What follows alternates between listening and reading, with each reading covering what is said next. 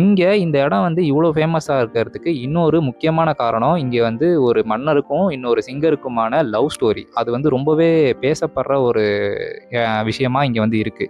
அதுதான் வந்து பார்த்தீங்கன்னா, பஸ் பகதூர் அண்ட் ராணி ருக்மதியோட லவ் ஸ்டோரி. இந்த பஸ் பகதூர் அப்படின்றவர் தான் வந்து பார்த்தீங்கன்னா, இந்த மால்வா ரிஜியனோட கடைசி இண்டிபெண்டன்ட் ரூலர் அப்படின்ற மாரி சொல்றாங்க. இந்த ராணி ருக்மதின்றவங்க ஒரு சிங்கர். ஒரு ஒரு டைம்ல வந்து பார்த்தீங்கன்னா, பஸ் பகதூர் வந்து ராணி ருக்மதி அவங்க பாடலை கேட்டு, அவங்க பாடுனதை கேட்டு அதில வந்து காதல்ல விழுந்துடுறாரு. ஸோ அதுக்கப்புறமா அவர் வந்து அவங்கள மேரேஜ் பண்ணிக்க சொல்லி கேட்குறாரு. ராணி ருக்மதிக்கு வந்து பார்த்தீங்கன்னா, காட் வொர்ஷிப்ல ரொம்பவே வந்து ஒரு இன்ட்ரெஸ்ட் இருந்திருக்கு. ஸோ அவங்க வந்து என்ன கேட்குறாங்க அப்படின்னா, என்ன விருப்பப்படுறாங்க அப்படின்னா, நான் வந்து நர்மதா ரிவர டெய்லி நான் பார்த்து இங்கேருந்து பூஜை பண்ணணும். ஸோ அதுக்கு எனக்கு வந்து ஒரு நல்ல இடம் வந்து வேணும் அப்படின்னு சொல்லி அவர் வந்து அவங்க வந்து விருப்பப்படுறாங்க.